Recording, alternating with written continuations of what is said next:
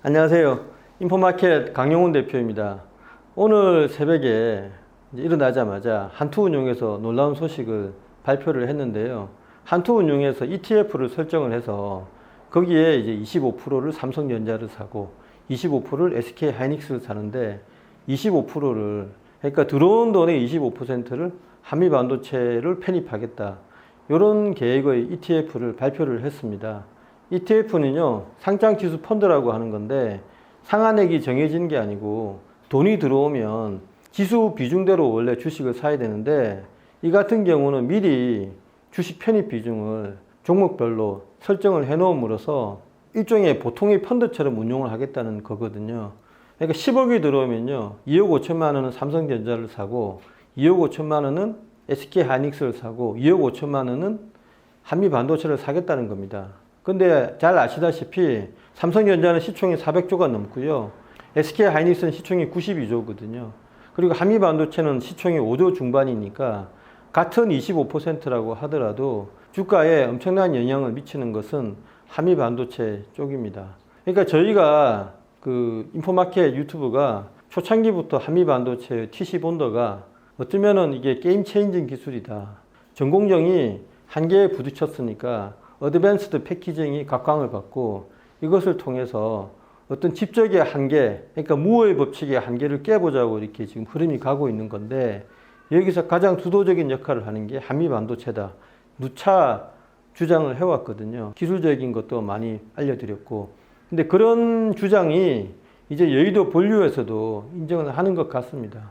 이게 매니저들도 TC 본딩에 대해서요, 서서히 이제 공부를 하면서 이게 하이브리드 본딩으로 바로 넘어가지가 않고 상당 기간 TC 본딩에서 HBM3, HBM3E, HBM4, HBM5까지 이게 주도적인 지배적 기술로 남아있을 수 있다는 걸 인식을 했습니다. 지금 거의 그런 것 같고요. 데이터의 중요성도 이제는 좀 아는 것 같습니다. 지금 보면요, 상장지수 펀드인데 요건 아까 이제 간단히 말씀드렸듯이 상한액이 없습니다. 돈이 들어오는 만큼 지수 비중에 따라 사는 건데 이번에 미리 비중을 발표를 했죠. 돌이켜보면 어제 이제 12일이 한국 증시에서는 옵션 만기일이었습니다. 그래서 반도체 주식이 막판에 많이 올랐는데요. 그게 이제 옵션 만기일 관련해서 매수세가 들어온 게 아니냐 이런 생각을 했는데 사실은 어제 오전에 일본에서 디스코라는 주식이 있습니다. 이게 시총이 30조 우리나라 돈으로 그렇게 되는 회사인데 이게 스텔스 다이싱 거기에 굉장히 특화되어 있는 굉장히 유명한 회사입니다. 그래서 이 회사 주가가 7% 이상 오르면서 사상 최고가를 기록을 했습니다.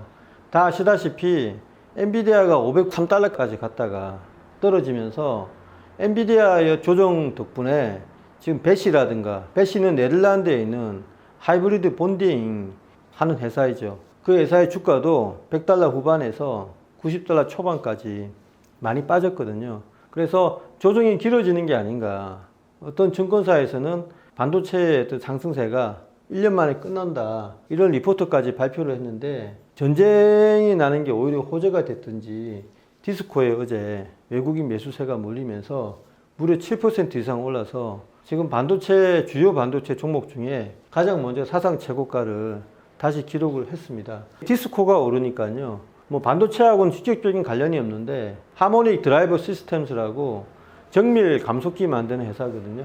그 회사도 모처럼 엄청난 급등을 했습니다. 디스코, 에바라 이런 주식들이 가니까 어제 이제 우리나라 증시도 옵션 만기를 맞이했고 한미 반도체 등이 올랐는데 오늘 오를지는 몰랐다 이거죠. 아침만 해도 보합이었는데 ETF 발표가 되면서 투자자들이 다시 또 보게 되는 계기가 된 것 같습니다. 그래서 마지막으로 제가 말씀드리고 싶은 거는 어드밴스드 패키징에 있어서 제일 중요한 게 TC 본딩인데 그 못지않게 중요한 게 뭐냐면요, 다이싱입니다. 다이싱.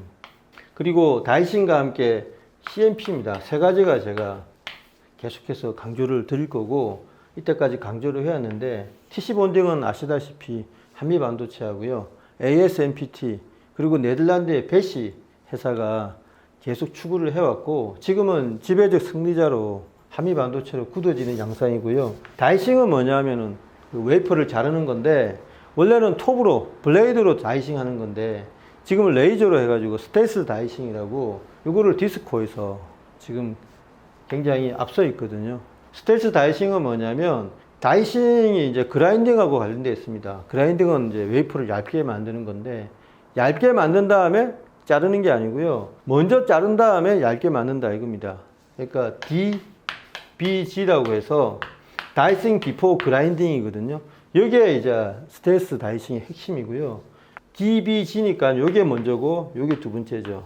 그래서 다이싱을 할 때 예를 들어서 60 마이크로미터의 웨이프면 딱 50 마이크로미터까지 레이저로 홈을 파서 완전히 끊어내지는 않고요. 10 마이크로미터의 여유를 남겨두고 속을 파 들어간다 이겁니다. 그리고 밑에는 익스펜딩 테이프라는 게 붙어져 있거든요.